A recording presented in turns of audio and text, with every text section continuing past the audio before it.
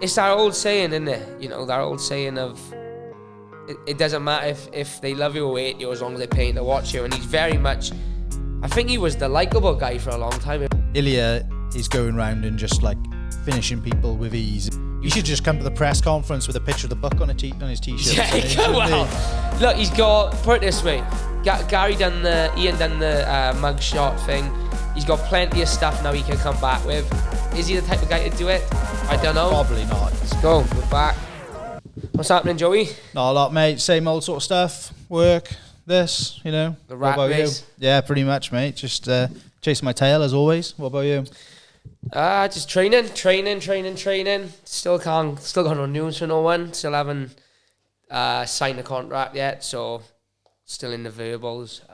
So obviously can't say anything till it's all linked in. But is that more them than you, or what's like? Yeah, it's not me. I mean, I've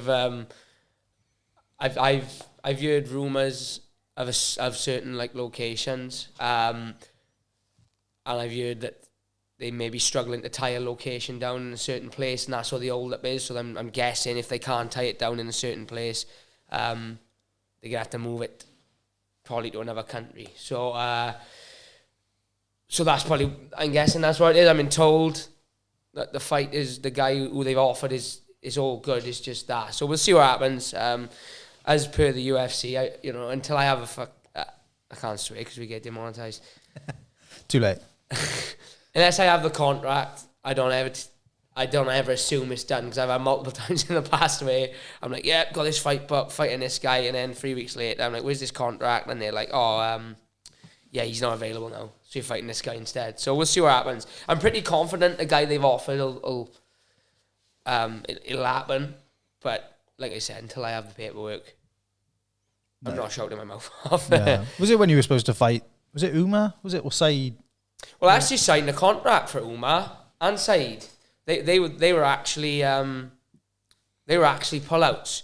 But I've had about 10 cases in the past where I've been offered a fight. I've said yeah, and then like 3-4 days later, like chased them up. I'm like, where's the contract? And they're like, the guy's not available now.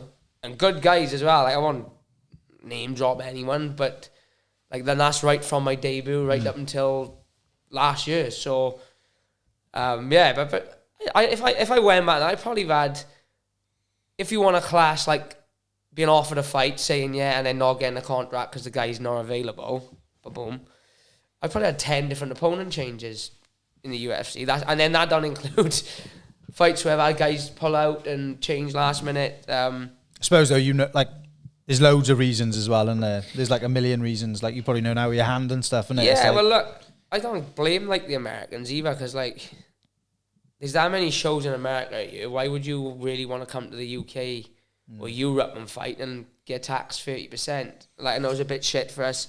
I know it's a bit shit. Fucking hell. I know it's a bit shit for us UK fighters, but then, like, 80-90% of their shows are in the US, so we just got to suck up our tax sometime. But for them, they could say, right, well, I want to fight. I don't want to fight in the UK or Brazil that month. I'll fight the following month at this date. So I don't kind of blame them, but at the same time, it's like, well, we got to do it. Like, if we're going to have 3 fights a year, chances are 2 of them is going to be in the US. So I feel like sometimes they shouldn't really have the option. They should kind of be like, well, because when we get offered a fight in America, it's not like, I'll just wait for the London card. Yeah. If everyone in the UK done that, then the card would have 30 fights on it. You know what I mean? So, but yeah, I feel like they should be forced into it personally, but... Yeah, you should be after... Well, I suppose, though, that's one of their 3 they get offered a year. Maybe they don't get it. Yeah, well, look, some people are cut from a different cloth, I suppose, and some people will fight anyway. Jack will travel anywhere. Yeah, as a passport, we'll travel. It's like when I have Instagram bios. We're here today to jump into the UFC 298 card. To be honest, I thought that 299 was the next pay-per-view, and then obviously we realised we haven't done 298 yet, and that's a stat card as well. I'm in Anaheim in California. Main event is Alex Volkanovski versus Ilya Topuria. It is definitely flying under the radar at the minute, this one, isn't it? Yeah, and I can't work out why, because that's a massive fight. Just look at I think a lot of buzzers come off it because Volk got KO'd. True. But, you know, we got to remember he took that fight on 10 days' notice against the best fighter on the planet, or, you know, arguably top 2 in here with John Jones. Islam had a full camp, Volk didn't. And just kind of, not went in there for a payday. I don't say he went in there to win, didn't he? But, you know, went in there unprepared in comparison when you watch how close the first fight was. So I think that's taken a bit of buzz from it now, because rather than be like, oh, we've got the pound for pound 1 or 2, wherever he is, fighting this undefeated killer in Topuria, people are kind of now looking at it as like, if Volk comes back too soon, he's coming back too soon. If he gets knocked out, you'll regret coming back. And it's like, yeah, look,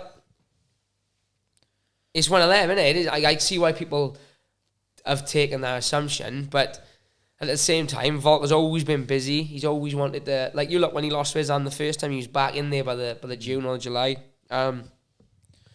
I'm like a big Volk fan, and it does put you on the edge of your seat thinking like, Ilya is going around and just like finishing people with ease, isn't he? So this is like one of them fights where you do worry for him. I totally get where people are coming from, because you'd hate to see Volk lose by like KO in this one, because you would be asking all the questions then, wouldn't you? But at the same time, it's his choice, isn't it? It's his career. He's making that choice. He's a champ. He's got there by having this grit and willpower. So maybe it'll be enough to get him to get this win. Who are we to tell him what? Yeah, you can't, can you? Know?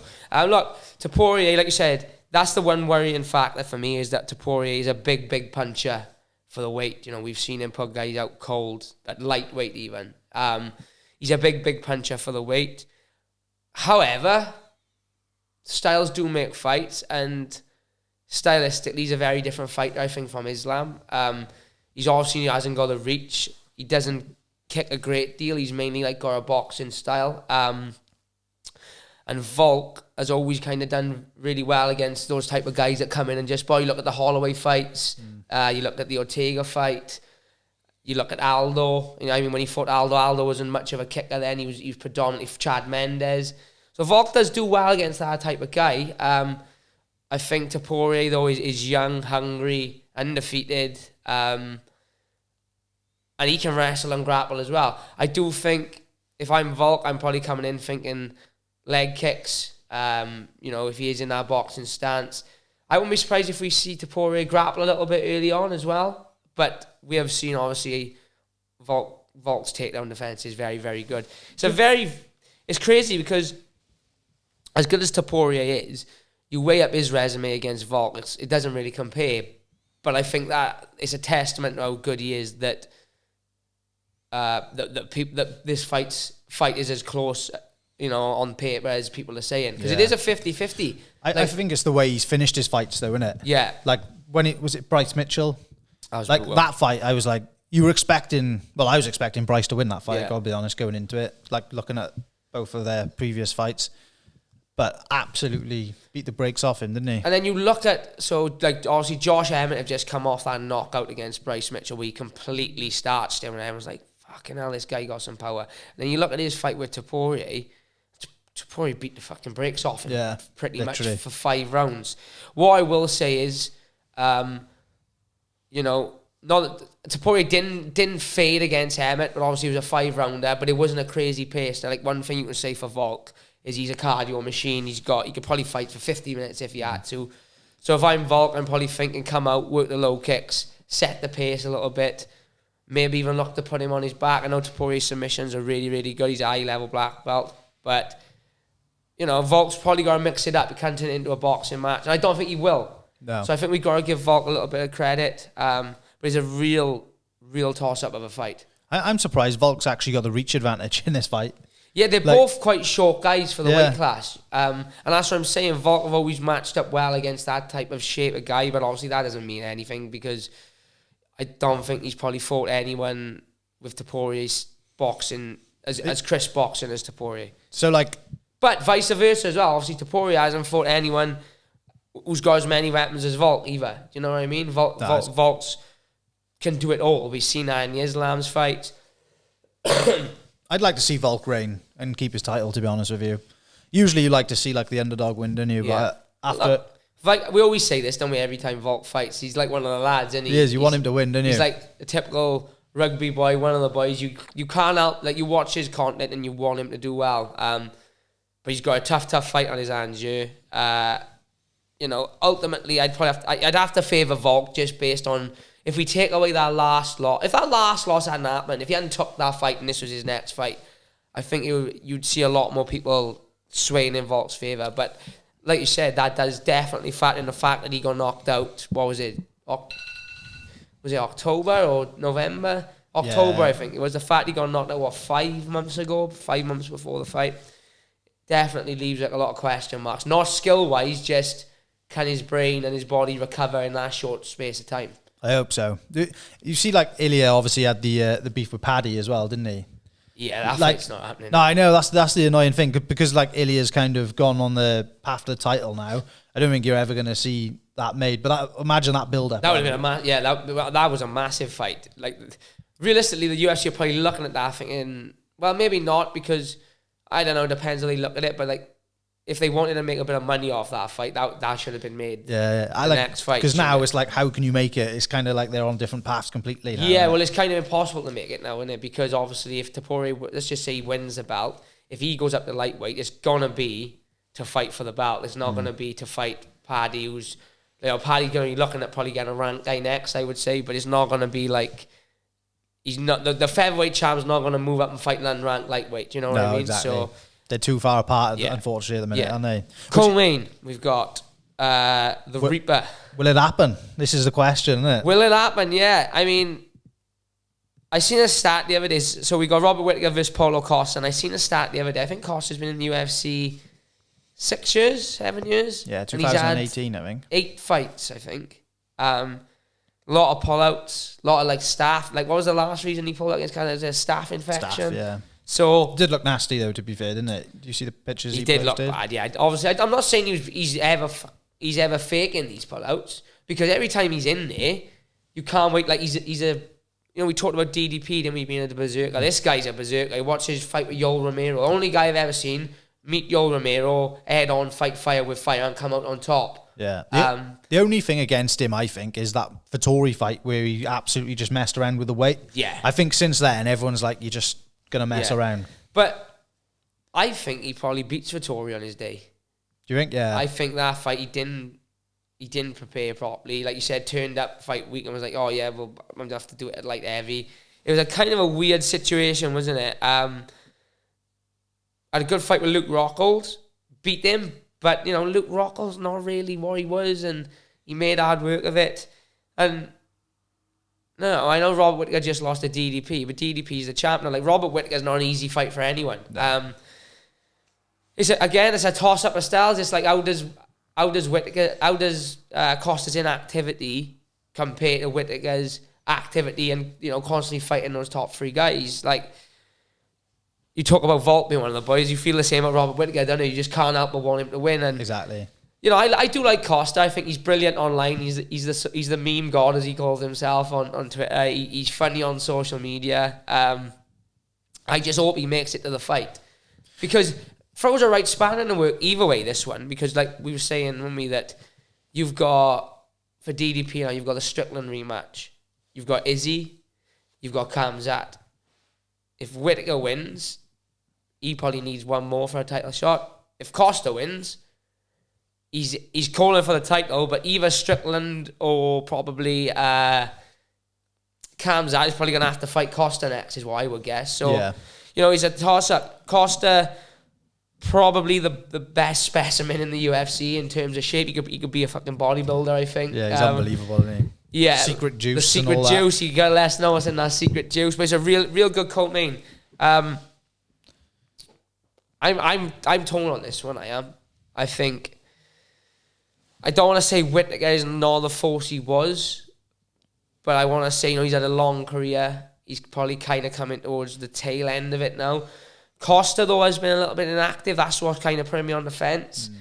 It's a 3-round fight as well, which I think suits Costa more. But look, Whittaker is one of those. Look what happened when he lost to Izzy. He then went on like a 3-fight win streak against, you know, Darren Till, and let's have a look at his record.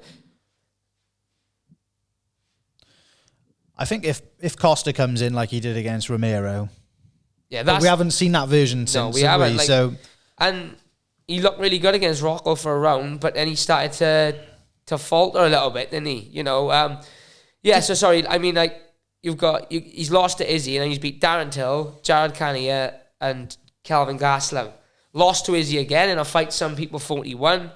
Beat Vettori and lost to DDP, and as we know now, there's no shame in losing to DDP. But you know, let's see where it depends how Whittaker turns up for me. I think it depends. You know what Costa's going to bring? He's going to bring a round one of Fury. Whether he can sustain that end for the second and third, we don't know. But what we did see with Whittaker against DDP is he allowed DDP to get going far too early and got overwhelmed a little bit. Not overwhelmed because he's too good to get, but like he got caught off. He got caught cold then, you know. DDP come out, put his foot on the gas and kind of got him out there. And Costa's very similar, I think. He's like got that, like we keep saying, that berserker style of comes out all guns blazing. And if he could catch Whittaker cold, we don't know what could happen. But yeah, you know, I did see Whittaker talking on Ariel the other day. He was talking about the fact that he was underprepared for the DDP fight. He thought he was going in there and he was going to have an easy win. Yeah. So, but I don't know how much you can play onto that. But I mean, he seems like the type of person who would be quite honest. Yeah, I was just going to say exactly the same thing. I don't feel like he's the type of guy to make excuses. No. Let's see, innit? Let's see what happens on that one. I mean, then we've got Merab Dvalishvili, I hope I've said that right, versus Henry Cejudo. Now that's another massive fight, especially in the bantamweight division. It's a 3-round fight, which is interesting. I think it's Cejudo's first 3-round fight for probably, well, a long since before the Mighty Mouse fight. Interesting fight. Really interesting fight. I think it's going to be a tough one for Cejudo, this one. I feel like it's just like a passing of a guard sort of thing. It's one of them. I don't know if all that time off has done him any favours in the long run. Here's my theory on it, right? I might get slated for this. Merab's style is relentless cardio, constant takedowns, and just pressure. Now, against Peter Yan, we've seen it wear on him over the course of 5 rounds. This is a 3-round fight, so obviously you take away the 4th and the 5th round where he starts to break people. Also, his style is wrestle heavy. Now, not to say that he hasn't fought good wrestlers, but Henry Cejudo is, you got good wrestlers and you got Olympic gold medal level wrestlers. You know, you got good wrestlers and you got Bo Nickel. You got good wrestlers and you got Kamzat. You got good wrestlers and you got Henry Cejudo. I don't know. I'm leaning towards Cejudo. Yeah. I just don't think he's going to be easy to take down. The issues he may face is that he's only got 3 rounds, so he's kind of got to land some big. He's not gonna go in there and just take Merab down and pin him. So he's got to land big shots underneath to try and fluster him on the feet. Obviously, to do that, you've got to get on the front foot a little bit, and that kind of plays into Merab's game.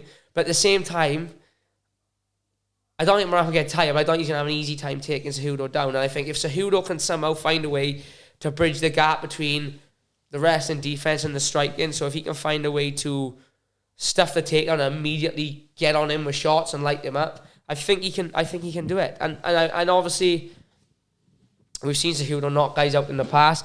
Do you know, I was watching the Cejudo and Sterling fight back the other day, and he done a lot better than that fight than what I remember. I remember thinking, fair play to Aljo. It was a pretty routine win there. But that's kind of how I'm looking back on it. But I watched it back, and it was a close fight. I wouldn't say you could argue it for Henry, but it was more. You know, he had his moments when you think he hadn't fought for 2-3 years before, and taking Sterling down, like landing good shots on the feet. So I think Merab is not as good a striker as Sterling. He hasn't got as good footwork. He is relentless with the wrestling. So I got to be honest, I'm leaning towards Cejudo. I might be being a bit deluded. Yeah, you might be right by the Olympic gold medal, but I got a feeling that.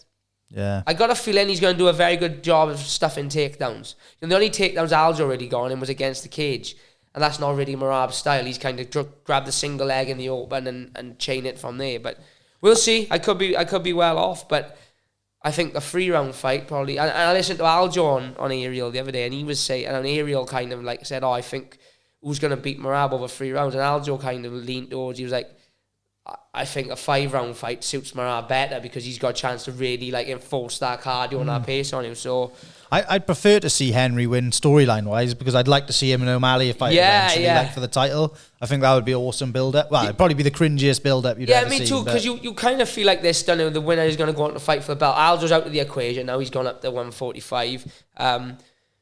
So if Cheeto wins against O'Malley, it's probably going to be the rubber match, the third match. No, it wouldn't be a rubber match, would it? No, he's won 2 then, isn't he? 2. So we don't really know what happens. Then you're probably looking at Sandhagen then. But do you see Merab's little thing on ESPN? Yeah, that clip he did. I seen Merab's. I've been watching his Instagram. He's been doing like all these skits. Yeah, they have been good in all fairness, but you just don't expect it from him, do you? Somehow, like seeing him, you just don't expect him to do all them skits. But yeah, I think obviously if O'Malley wins, the winner of this fight is probably showing, like you said, Henry. You build it up. It's this big, the trash talk and the cringe, and they got that back and forth they had behind stage. Yeah, backstage one day, didn't they?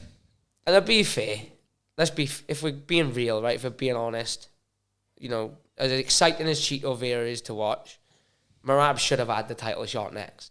Yeah, he should have had the title shot next. He just dismantled Peter Yan. Who did Cheeto beat last? Pedro Munoz? Yeah. Like he's got this just based on the fact he's beat O'Malley before. That's exactly what it is. And sell a pay-per-view on it. And not that Cheeto's beat him before, so obviously he's more than capable of beating O'Malley, but I just think stylistically Merab is probably a tougher fight for O'Malley than Cheeto. But, you know, we'll see what happens. He hasn't got an easy fight here against Cejudo, and either way you look at it, each guy has got their hands full, but this is probably the ultimate reward at the end because they're probably going to get a title shot off the back of it. Yeah. Well, sorry, go. I was just going to say one we've missed, Jeff Neely and Garry. That's on this card. Yeah, so that's got a bit of a storyline to it as well because they were meant to fight. When were they meant to fight? I want to say back last year. I think Jeff Neal pulled out. Yeah, and that's when he ended up fighting Magny. Yeah. He had the mug shot on the t-shirt. Yeah, the mug shot on the t-shirt. You know, then he had this stuff with Magny and all that. We want all that nonsense about running that storyline about him beating his kids and whatever, however you look at it. But that was the original fight. Then obviously the Luque thing happened. Garry pulled out because of pneumonia, I think it was in the end. So now they've obviously... I thought they would just rebook the Luque fight, but... Yeah, poor Luque. He's kind of been stitched up a little bit, isn't he? So obviously who's he fighting now?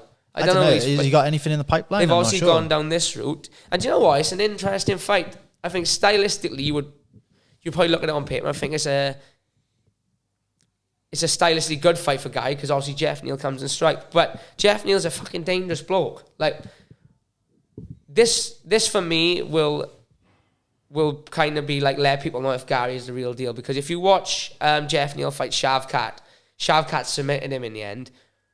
But it was like people seem like I'm my own Shavkat, don't be wrong. But I think a lot of people like kind of think, yep, he finished him. But you go watch the fight, Jeff Neal had his moments. He was catching him, he was hurting him. You know, he's a big puncher. He's knocked out guys like Mike Perry.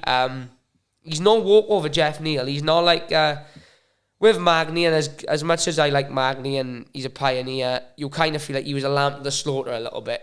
Whereas like you look at Jeff Neal, he's 33, so he's in his prime. Let's have a look at his I mean, like he's his last loss was to Shavkat, but you look at some of the wins before. He's beat Luque, he's beat Ponzinibbio.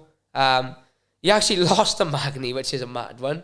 But you know, styles make fights. Knocked Mike Perry out, knocked Nico Price out. He's beat Bilal Muhammad. So is he? Yeah. Yeah. So you know, he's more than capable of like putting himself in this fight, and I was really high on Jeff Neal up until he picked up the 2 lot. I still am, but you know, you got the storyline with the mug shot. I feel like Jeff Neal's not the type of guy to engage in Gary's games and Gary's like bravado. I feel like he's very much keep his head down. And you should just come to the press conference with a picture of the book on his t-shirt. Yeah, well, look, he's got, put it this way, Ian done the mug shot thing. He's got plenty of stuff now he can come back with. Is he the type of guy to do it? I don't know. Probably not, is he? But we'll see. I mean, like, who knows what, like, fight week antics, and Ian Garry, you know, Ian Garry's that guy, isn't he? You know, he brings the bravado, he brings the showmanship, he brings the he's going to try and get in your head one way or another. So if he's kind of bringing it, perhaps Jeff will feel batted into a corner. It's like, well, fuck it. If he's going to do it, I'm going to do it. So good fight though. I mean, take all the all the outside shit away. Yeah. Good fight. Like, you can say what you want about Ian Garry. You can love him or hate him, but you can't deny that he's a very, very good fighter. His striking's very good. We haven't seen his wrestling or grappling too much yet, but I don't feel like this is the fight we're going to see it either. I think like Jeff Neal's going to come and bang. If he wins this, where does it put him? I don't know. I think it's a bit of as close to a fight as I think it's a bit of a nothing fight for Garry in terms of like if he wins, it doesn't really propel him up the rankings. I think if he beat Luke, he could start looking at fighting guys like, you know, Bilal's probably going to have the belt, so looking at your Shavkats, looking at your Kobes. But this fight, I feel like he kind of just, if he wins, it just kind of holds him where it is. Do you know what I mean? I think, though, he's done, like, which a lot of people aren't giving him credit for, he's done an amazing job at, like, social media and building himself a following, isn't he? Because, like, he was only fighting on Cage Warriors not long ago. Like, yeah, like, look. And he didn't have a massive name in Cage Warriors, did he? And then all of a sudden, since he's gone to the UFC... It's that old saying, isn't it? You know, that old saying of... It doesn't matter if they love you or hate you as long as they're paying to watch you. And he's very much... I think he was the likeable guy for a long time. He was like, this guy's the next Conor McGregor from Ireland and he's going to bring you... And all of a sudden now it's kind of like flipped on his head. He's become the heel, haven't he? Where people now are going to be tuning in hoping that he loses. Especially after like the fight week last time. But I'm just looking at the rankings here. So Ian's actually ranked below Jeff. So it would move him up too. But I mean, like, you look at the guys in front of him. Stephen Thompson's probably not going to fight an up-and-comer again, I don't think. I mean, who did he lose to in his last fight? He lost to Shavkat. So he's probably looking, you know, at having a little bit of time off. Some of the names you've got here, if Bilal fights the belt, we've got Shavkat, Gilbert Burns, we've got Kobe, we've got Sean Brady, and then obviously if Garry wins, that puts him in the mix. He's not going to fight Burns. Burns is the only one that stands out to me there. That I feel like... But they're mates, aren't they, all accounts? Or does that even matter? I don't think that matters. I think he's mates with Luke, and I think he's shown he's willing to fight teammates. Look, I feel like, personally, this is how I feel it's going to go. I feel like Shavkat and Burns have trained together for a long time. I don't feel like them two are going to fight each other. I feel like Sean Brady is more than likely going to fight Shavkat. So I feel like, yeah, I don't know. Sean Brady could fight Gilbert Burns. And then maybe Shavkat fights Ian Garry. Or Sean Brady fights Shavkat and Ian Garry fights Gilbert Burns. Either way, a win for Garry. He's looking at a top 5 guy. Or he fights Strickland at UFC 300. Or that. Or that. In some bizarre will. But oh, that would be bizarre. I don't feel like he's going to fight Wonderboy. I feel like it's probably going to be Brady or Burns. I don't think he wants to fight Shavkat just yet because I feel like Shavkat is too far. You know, he's kind of said, I think I heard him say in an interview he wants 3 fights this year to put him in a position at the beginning of next year to be knocking on the door of a title. So obviously if he fights Shavkat next, he's there, isn't he? Oh, yeah. You know, he's there. So I feel like he wins here, he's probably going to look down the route of Sean Brady, Gilbert Burns. Covington's not going to fight him, I don't think. I don't see Covington. Covington's aiming for Wonderboy. UFC like Covington. I think that's the fight they probably make. So then for both of them, that makes sense, doesn't it? Yeah, so then that eliminates, obviously, that. So then we've got Brady, Burns, Shavkat, and Garry, providing Garry wins. There's your 4. You know, winner probably goes on to have a number 1 contender shot. So, right, we've got 30 seconds left on the camera. Do you want a quick breakdown? Who do you think's going to win them top 4 fights we've talked about? I'm going to go, right, just quickly, I'll go Volkanovski, I'll go Robert Whittaker, I'll go Ian Garry, and I will go Henry Cejudo. Right. I'm going to go Volk as well. I'm going to go Whittaker, Garry, and Merab. Right, then we'll have a bet on the Merab fight. Yeah, it's the only one. I can't pick against you on the other ones. I just can't do it. Right, job done, guys. We've got to wrap it up quick because the camera's going to go off. Thank you for watching. Like, share, subscribe, all the usual stuff, and we'll catch you next time. Boom.